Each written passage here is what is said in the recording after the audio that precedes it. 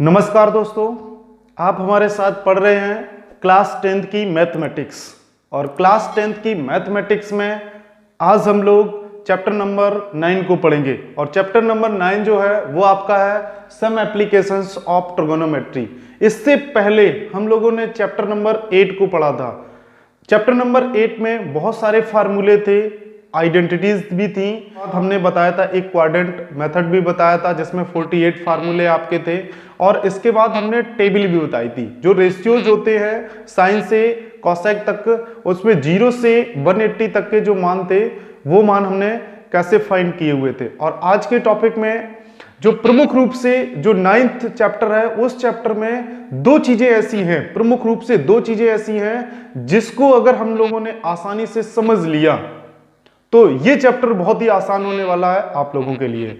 और लाइफ में आप कभी भी इस चैप्टर से आए हुए किसी भी क्वेश्चंस को आप नहीं भूल सकते हैं। ये चैप्टर आपका चैप्टर नंबर 9 है। ये आपके एग्जाम के पर्पज से भी इंपॉर्टेंट है। मोस्टली जितने भी प्रीवियस ईयर के एग्जाम होते हैं उन सारे एग्जामों में देखने को मिलता है कि मिनिमम एक क्वेश्चन और मैक्सिमम 2 क्वेश्चन आने की संभावना बहुत ज्यादा रहती है। तो इस हिसाब चैप्टर नंबर 9 को समझने से पहले आपको दो प्रमुख चीजें ऐसी हैं इस चैप्टर को लेके कि अगर आपने इन दो चीजों को बहुत ही आसानी से समझ लिया तो इसमें आए हुए सारे क्वेश्चंस को आप बहुत ही आसानी से लगा सकते हैं। तो उन क्वेश्चंस को सॉल्व करने के लिए आपको हमारे साथ बने रहना है। और तो चलिए देखते हैं बोर्ड पे और समझते हैं। सबसे पहले क्या है कि प्रमुख रूप से इस चैप्टर में सम एप्लीकेशंस ऑफ ट्रिगोनोमेट्री है। तो इसमें मुख्य रूप से आपका हाइट एंड डिस्टेंस से चैप्टर में जो क्वेश्चंस होंगे वो किससे होंगे, डिस्टेंस एंड हाइट से। क्या होगा, डिस्टेंस जो क्वेश्चंस होंगे उसमें डिस्टेंस भी होगी और हाइट भी होगी। तो उसका जो फर्स्ट पार्ट है उसे आप समझिए। फर्स्ट पार्ट में एंगल ऑफ एलिवेशन। सबसे पहले ये आपको समझना है कि एंगल ऑफ एलिवेशन क्या है। तो एंगल ऑफ एलिवेशन में अगर एक व्यक्ति है वो यहां खड़ा हुआ है जमीन में और किसी टॉप की चीज को देखता है, जैसे देखते हैं यहां पे ये व्यक्ति खड़ा हुआ है और यहां पे क्या है, ये एक मीनार है। यहां पे कोई ऑब्जेक्ट रखा हुआ है और उस ऑब्जेक्ट को ये हमारी मान लेते हैं कि आंख है। और अगर यहां से क्या करता है, ये इस आंख के माध्यम से ये व्यक्ति इस ऑब्जेक्ट को देखता है। यहां पे खड़ा हुआ कोई व्यक्ति इस मीनार की टॉप पे कोई ऑब्जेक्ट है, अगर उस ऑब्जेक्ट को देखता है तो यहां पे जो एंगल बनेगा, यहां पे ये जो हमारी लाइन होगी वो कौन सी लाइन होगी, हॉरिजॉन्टल होगी। ये जो हमारी लाइन होगी वो हॉरिजॉन्टल लाइन होगी। ये हमारी क्या है, एक मीनार है। और यहां से आंख के माध्यम से यहां पे जो हमारा ऑब्जेक्ट होगा, यहां पे जो मेरा ऑब्जेक्ट होगा उसको देखने के लिए एक यहां से लाइन ऑफ साइट भी होगी जिसे दृष्टि रेखा भी बोला जाता है। तो लाइन ऑफ साइट यानी कि दृष्टि रेखा, ये हमारी हॉरिजॉन्टल, इस यहां पे खड़े हुए व्यक्ति जब इस ऑब्जेक्ट को देखता है तो ये उसके लिए हॉरिजॉन्टल लाइन होगी, ये लाइन ऑफ साइट होगी। ये मीनार है जो खड़ी हुई, यहां पे ऑब्जेक्ट है, उस ऑब्जेक्ट को जब ये व्यक्ति देखता है तो यहां पे हॉरिजॉन्टल लाइन और लाइन ऑफ साइट के बीच में जो एंगल क्रिएट होता है उस एंगल को क्या बोलते हैं, angle of elevation.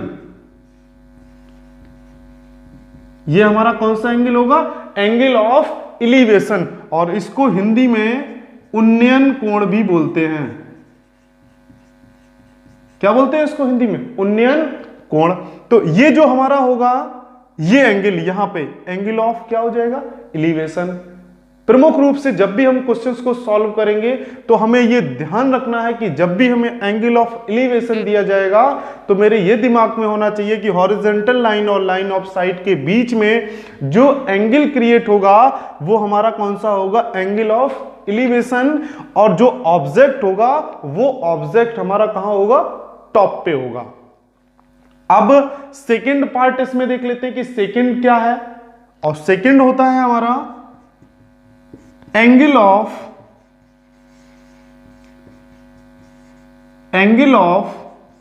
Depression, angle of depression. अब यहां पे एंगल ऑफ एलिवेशन को उन्नयन कोण बोलते हैं और ये हमारा क्या होता है, अवनमन कोण। अब इसे समझ लेते हैं, यहां पे जो हमारा ऑब्जेक्ट था वो टॉप पे था और जो ये देखने वाला व्यक्ति था, ये आई मानते हैं, जो व्यक्ति यहां से देख रहा है उसके लिए ऑब्जेक्ट टॉप में है, और एंगल ऑफ डिप्रेशन के लिए क्या होगा, अवनमन कोण के लिए, कि कोई व्यक्ति इस मीनार पे यहां पे खड़ा हुआ है, यहां पे खड़ा हुआ है, और यहां पे ये कौन सी लाइन होगी आपकी, हॉरिजॉन्टल लाइन होगी, हॉरिजॉन्टल लाइन होगी। यहां पे कोई ऑब्जेक्ट रखा हुआ है, व्यक्ति कहां पे है, यहां पे खड़ा हुआ है, तो अगर व्यक्ति यहां पे है तो इस मीनार के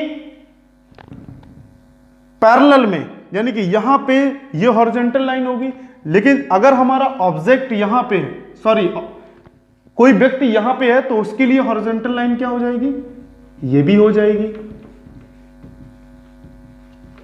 हॉरिजॉन्टल लाइन। अब यहां पे ये क्या रखा हुआ है, कोई ऑब्जेक्ट है, क्या है ये हमारा, कोई ऑब्जेक्ट है। अब इस ऑब्जेक्ट को ये व्यक्ति यहां से क्या करता है, देखता है। अब हॉरिजॉन्टल लाइन और लाइन ऑफ साइट, यही तो जब कोई व्यक्ति यहां से ऑब्जेक्ट को देखेगा तो लाइन ऑफ साइट यानी दृष्टि रेखा यही हमारी हो जाएगी, इसको बोलेंगे लाइन ऑफ साइट, यानी कि दृष्टि रेखा। अब एंगल ऑफ एलिवेशन में देखते हैं कि हॉरिजॉन्टल लाइन और लाइन ऑफ साइट के बीच में जो एंगल बन रहा है वो हमारा कौन सा है, एंगल ऑफ एलिवेशन। अब यहां भी हम देखते हैं कि ये लाइन ऑफ साइट दृष्टि रेखा है और ये आपकी क्षैतिज रेखा है। हॉरिजॉन्टल माने क्या होता है, क्षैतिज रेखा। अब दृष्टि रेखा और ये भी हमारी क्षैतिज हॉरिजॉन्टल लाइन है, उसके बीच में जो एंगल क्रिएट होगा उसको बोलेंगे एंगल ऑफ डिप्रेशन, यानी कि अब नमन कोण। ये हो गया हमारा हिंदी में अब नमन कोण। तो सबसे पहले आपको बहुत ध्यान से समझना है, जिससे कि आपको एक बार में ही समझ में आ जाए कि angle of elevation and angle of depression क्या है। कोई ऑब्जेक्ट अगर हमारा टॉप पे होगा, अगर हमारा ऑब्जेक्ट टॉप पे होगा और हम कोई कैंडिडेट अगर हमारा हॉरिजॉन्टल लाइन पे, ये मीनार है उसके हॉरिजॉन्टल लाइन पे अगर खड़ा हुआ है और उसको ऑब्जेक्ट अगर एक टॉप पे दिखाई दे रहा है तो यहां पे जो एंगल क्रिएट होगा वो होगा एंगल ऑफ एलिवेशन। अब यहां पे कोई व्यक्ति किस पे खड़ा हुआ है, एक मीनार पे बैठा हुआ है यहां पे, और उस मीनार से जो उसका जो मीनार है उसका जो बॉटम है उसके यहां पे हॉरिजॉन्टल लाइन पे कोई ऑब्जेक्ट है कुछ डिस्टेंस पे, उस डिस्टेंस पे वहां से अगर वो उस ऑब्जेक्ट को देखता है, उसके टॉप से अगर उस ऑब्जेक्ट को देखता है तो यहां पे जो एंगल क्रिएट होगा वो एंगल ऑफ डिप्रेशन होगा, यानी कि अवनमन कोण होगा। तो इसे आप बहुत बेहतर तरीके से समझ लीजिए। यही दो चीजें हैं जो आपके सारे क्वेश्चंस में लागू की जाएंगी। तो चलते हैं अब क्वेश्चन नंबर फर्स्ट पे। क्वेश्चन इसका एक क्वेश्चन को समझ लेते हैं कि कैसे हम angle of elevation and angle of depression को उसमें यूज करते हैं, और वहां से हम कोई भी हाइट को फाइंड करना मीनार की या फिर हॉरिजॉन्टल लाइन जो होगी ऑब्जेक्ट से इसकी दूरी, इसे फाइंड कर सकते हैं, लाइन ऑफ साइट भी फाइंड कर सकते हैं। तो लाइन ऑफ साइट भी फाइंड कर सकते हैं। तो चलते हैं क्वेश्चन नंबर फर्स्ट पे। तो चलते हैं क्वेश्चंस पे और क्वेश्चंस को देखते हैं। क्वेश्चन है हमारा, a tower stand vertically on the ground from a point on the ground which is 15 metre away from the foot of tower, the angle of elevation of the top of the tower is found to be 60, find the height of the tower. यहां पे हमें एक tower है वो stand किया हुआ है, एक टावर को वर्टिकली स्टैंड करते हैं ऑन द ग्राउंड। ये हमारा क्या है, एक टावर है। बहुत ध्यान से देखिए आप लोग, समझ में आएगा। ये हमारा एक टावर है। बहुत आसानी से एक एक लाइन को पढ़ते हैं, शब्द को पढ़ते हैं, आपको समझ में आना चाहिए और फिर धीरे धीरे उसको सॉल्व भी करते हैं। यहां पे देखिए, ए tower stand vertically on the ground. हमने ग्राउंड, ये हमारा देखिए, ये हमारा ग्राउंड है और उस पे हमने एक टावर को वर्टिकली स्टैंड कर दिया है। ये हमारा क्या है, टावर हो गया। ठीक है, टावर को हमने स्टैंड कर दिया है। From a point on the ground which is 15 metre away from the foot of the tower. एक हमारा पॉइंट है यहां पे, और जो हमारा टावर है उसके फुट से कितने मीटर की डिस्टेंस पे है, 15 मीटर की डिस्टेंस पे है। ये हमारा पॉइंट हो गया। चलिए यहां तक हमने पढ़ लिया। The angle of elevation of the top of tower is found to be 60। अब यहां पे देखिए, सबसे पहले हमने एंगल ऑफ एलिवेशन बताया था, एंगल ऑफ डिप्रेशन बताया था। तो यहां पे एंगल ऑफ एलिवेशन बता रहा है। एंगल ऑफ एलिवेशन क्या होता है कि जब किसी ऑब्जेक्ट को हम टॉप पे देखते हैं तो वहां पे जो हॉरिजॉन्टल लाइन और लाइन ऑफ साइट के बीच में जो एंगल क्रिएट होता है उसको क्या बोलते हैं, एंगल ऑफ एलिवेशन। तो ये हमारी हॉरिजॉन्टल लाइन हो गई, और यहां से ये हमारा मीनार का टावर है उसका टॉप है, और ये जो लाइन होगी, लाइन ऑफ साइट होगी, यहां पे जो एंगल क्रिएट होगा वो एंगल हमारा होगा एंगल ऑफ एलिवेशन। और एंगल ऑफ एलिवेशन कितना है, यहां पे हमें 60 दिया हुआ है। तो ये हमारा कितना हो जाएगा, 60 हो गया, 60 डिग्री हो गया। अब find the height of the tower, यानी कि जो हमारा ये टावर है, ये देखिए, इसको ड्रॉ कर देते हैं। ये टावर है, उस टावर की हमें क्या फाइंड करनी है, हाइट फाइंड करनी है। यहां से लेके यहां तक कितनी उसकी हाइट है उसको फाइंड करना। तो देखते हैं ए, वी एंड सी। तो इसकी सॉल्विंग देखते हैं कैसे सॉल्व करेंगे। हम लेट कर लेते हैं, लेट टावर हाइट इज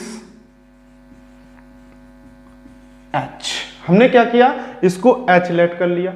ये हमारा 15 मीटर है और इसको हमें क्या करना है, अभी फाइंड नहीं करना है, हमें क्या फाइंड करना है, केवल BC टावर हाइट को फाइंड करना है। तो हम यहां से देखते हैं कि जो ट्रिगोनोमेट्रिक रेशियो है उसमें हमारा जो ये परपेंडिकुलर और बेस किस में आता है, वो आता है हमारा tan में। तो क्या होता है, tan theta is equal to BC upon AB, ये हमारा होता है। और यहां पे एंगल ऑफ एलिवेशन कितना है, 16। तो हमारा हो जाएगा tan 16 इज इक्वल टू, अब यहां पे BC हमारा कितना है, BC हमारा हो गया h, और यही हमें टावर की हाइट को फाइंड करना है। और AB हमारा कितना है, 15।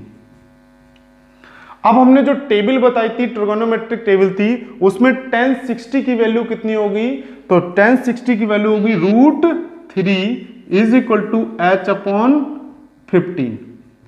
क्रॉस मल्टीप्लिकेशन करेंगे तो यहां से हमारा h इज इक्वल टू आ जाएगा 15 √3, और यहां पे हमें यूनिट दी है मीटर में, और हमने h जो लेट किया था वो क्या था, टावर हाइट, और यही हमें क्या करनी थी, फाइंड करनी थी। तो यहां से हमारा h इज इक्वल टू आ जाएगा 15 √3 मीटर, यानी कि जो इसकी हाइट BC होगी वो हमारी कितनी आ जाएगी, 15 √3।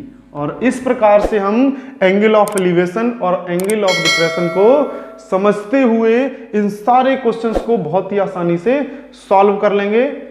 धन्यवाद।